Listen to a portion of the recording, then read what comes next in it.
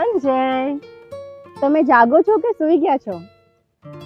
મને નથી ખબર હું સૂઈ ગયો છું કે જાગું છું, હોશમાં છું કે બેહોશમાં છું.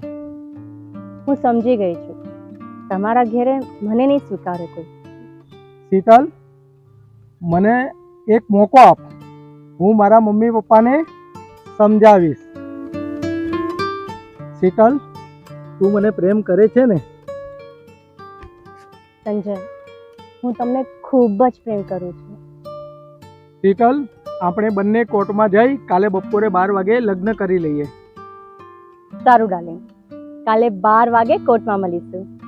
Okay darling.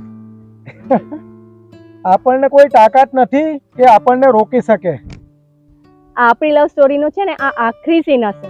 The end. The end.